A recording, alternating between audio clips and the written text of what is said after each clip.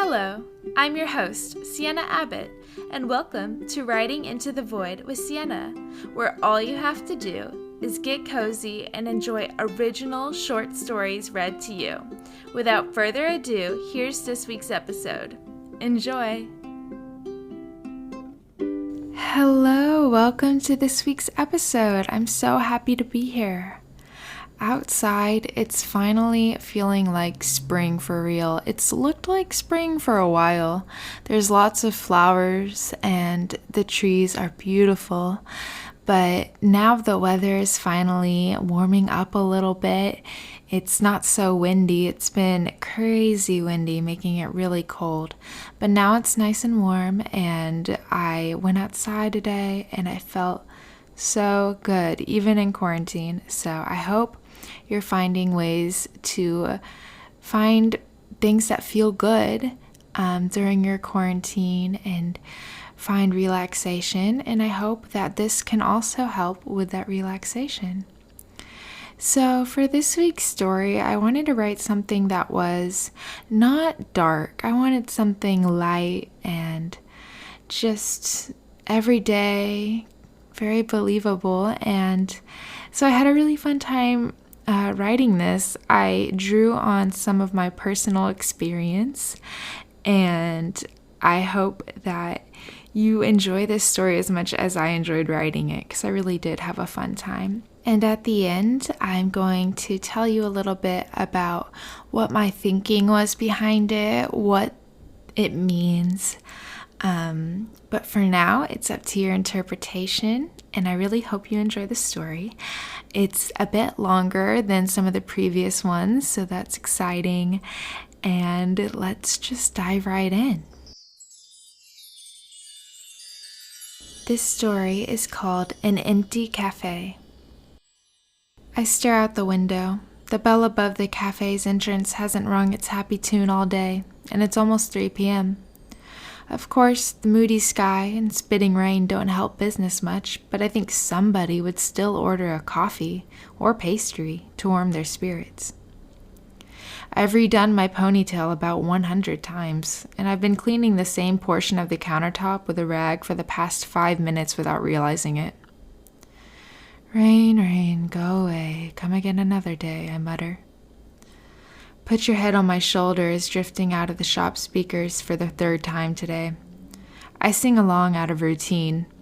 It would be a tragedy if I didn't know the lyrics by heart at this point. Since I'm at work, I can't suppress the guilt of being paid to do nothing. The display of confectionery seems like a good place to begin busying myself. I take my time, putting on plastic gloves, a process and chore I've complained about for over a year. But the day is so stagnant, it's a welcome activity. Anything to pass the next 2 hours a little faster. I rearrange the pinolies, the intense aroma of almond extract greeting me. I breathe it in and taste the scent like a ghost on my tongue.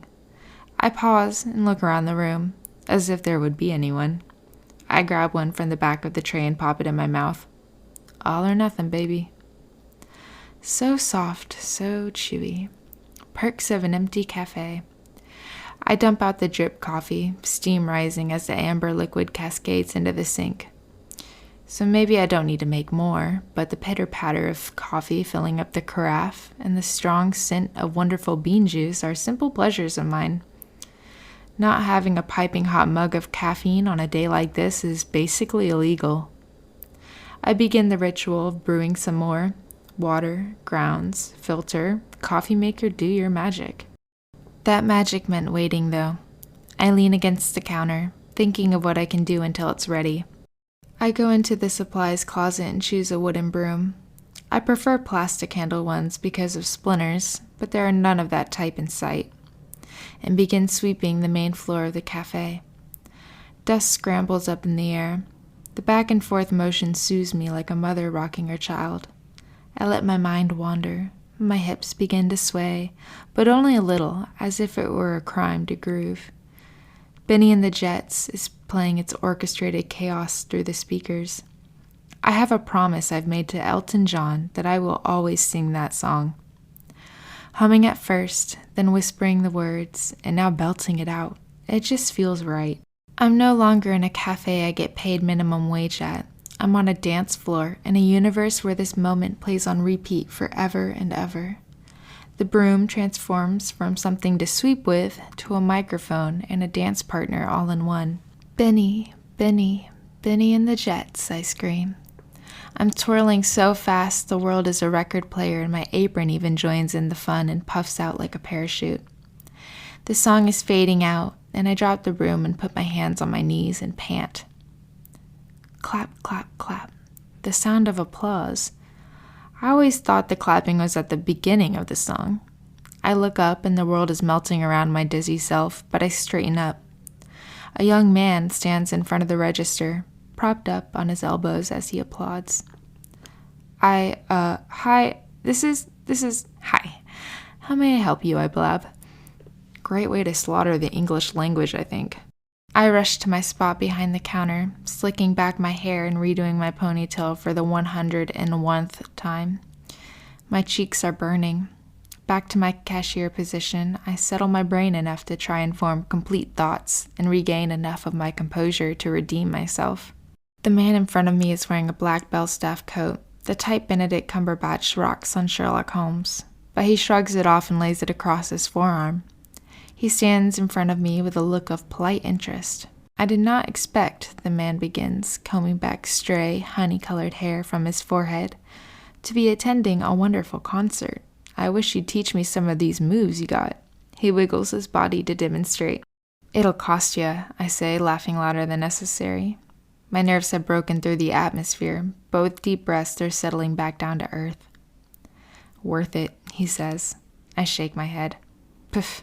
Debatable. But hey, listen, I'm really sorry once again. I didn't even hear the bell ring.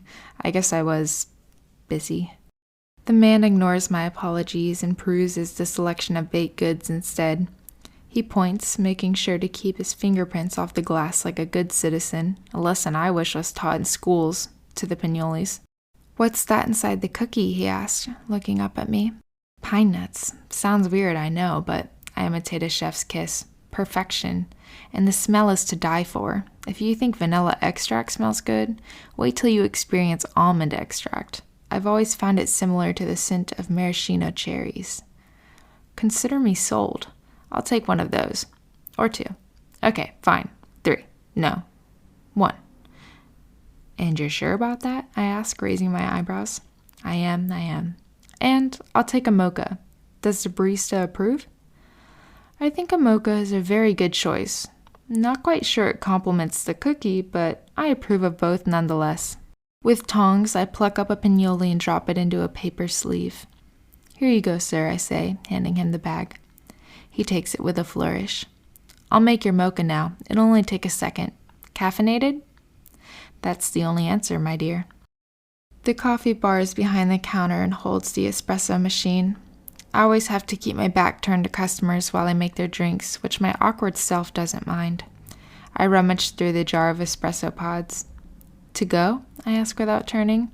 Here sounds good. If I'm lucky, there'll be another concert soon, I hear him say. The mugs are still warm from the dishwasher, and I choose the largest size. On the windowsill sits an array of flavorings, and I reach for the chocolate syrup on my tiptoes. Do you want to hear a story? I hear him ask. I squeeze the nearly empty bottle with all my might and pour a generous pool into the mug and begin brewing the espresso into it. A story? Never turn down a story, I say. Wise, wise woman you are. Well, it's a story my mother told me, he says. I nod while I wait for him to continue. Even after a year working here, I have to remind myself of the characteristics of each drink. A mocha is just a chocolate latte, so it's espresso and milk for the most part, and a little foam because who wouldn't want that? I enjoy the symmetry of cappuccinos, though. 1/3 espresso, 1/3 milk, and 1/3 foam. When I was young, I was always hounding my mother about when she'd trust me enough to ride my bike around the block alone, or stay home while my parents went on dates. Tell me about it, I say, as I choose the whole milk from the fridge. I pour it into a silver frothing pitcher. One day, he continues, my mother sat me down on the stairs. It was dark out, late at night. It was after I told her my heart felt like it was going to explode because becoming a cool teenager like the kids who went to the high school next to our house felt so far away. She laughed at me first, shaking her head. To me, the world felt so simple. All I needed was to be older, and life would be perfect. Somehow I felt suffocated by youth, he sighs. I can picture him shaking his head at his young self's logic as I begin steaming the milk. The milk gurgles and sputters as the liquid turns into a bubble bath and the scent of warm dairy floats up. Sorry, it's a little loud, I holler. He continues on a little louder. She told me everyone knows the classic line from Forrest Gump, life is like a box of chocolates. But life is like something else too, a puzzle. I'm listening to him, but most of my thoughts are dominated by milk. If I scald it and serve him a poorly made mocha, I'm going to freak. I check the temperature of the stainless steel container with the palm of my hand. Hot, but not burning. It's perfect. Relief floods my body and my hands stop their shaking. All I have to do now is pour in the cream and pray my limited latte art skills don't fail me. I thought it was odd at the time, he says, but she explained everyone's life is a puzzle. We don't know how many pieces we have. We don't know if it's a quarter way finished or one piece away from completion. So we must enjoy every second, every piece of the puzzle. Because someday, there will be no more pieces. All that's left will be an image of the life you led, and it won't matter if it's a 500 or 3,000 piece puzzle because the picture is complete. I nod my head in hopes he knows I'm acknowledging him. I'm investing all my focus into making a foam heart. I need to breathe, but taking a breath sounds catastrophic.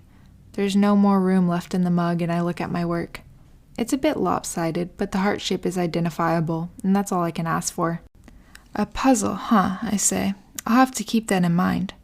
Also, I never caught your name. I place the mug on a saucer and turn around to hand it to him. I'll tell you mine first. My name is... I begin. The man is gone. I set the mocha on the counter and walk out from behind. Hello, I call out. No response. I knock on the bathroom, but it's empty. A scan of the cafe reveals nothing. The place is too tiny for anyone to be hiding anyways. If all that's true, then why didn't I hear the bell ring above the door when he left? I rub my eyes.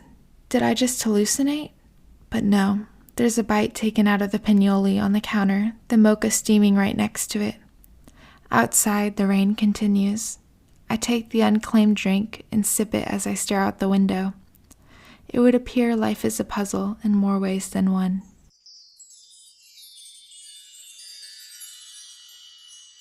That was this week's story, An Empty Cafe. I really enjoyed writing it because it brought me back to a job I had at an Italian cafe. It was actually a restaurant, but they had a cafe section, which is where I worked, and I would make drinks and be a barista, handle customers, handle all the transactions. And although it was stressful and I wasn't always having a great time, it was overall a really fun experience, and I enjoyed learning about all the different ways to make coffee, and I got to make gelato, and it was just really fun. Now let's talk about the story a little, the plot, the ending. Spoiler alert, the man is a ghost. So that's why I repeated the bell not ringing above the door, because, you know, ghosts, they're not ringing bells, they're just walking into places. So I thought it was nice for this cashier barista to have a little visitor on such a lonely day, even if it's in the form of a ghost. Just someone to talk to for a second is all she needed. I feel like that would be so helpful on days where everything is so slow and so alone. So I really had fun writing such a happy story, I suppose. I got to think about all of my knowledge from the restaurant, and I'm sorry if I messed up anything, like the ratio of cappuccinos and lattes or anything. I also apologize if you hear any background noise. It is very difficult to record a podcast in a New York apartment at like 4 in the evening. I should be doing this at like 3 a.m. or something, and I'm just gonna have to become nocturnal because neighbors and road noise, it's a lot, even during quarantine. New York is just never silent. But enough talking from me. I hope you enjoyed the story, and tune in next week for another one on Tuesday. Every Tuesday I'll be posting episodes. As usual, in the show notes, there will be a link to my website and a couple other places you can find my podcast. Pretty much most places, I think, at this point. I don't know if you can see show notes on Spotify or not, but if you are on Apple Podcast, I know you definitely can. And if you are on Apple Podcast or anywhere where you can rate or follow or subscribe, please do that. I would love that so much. Thank you, and have a wonderful week. Stay safe, guys.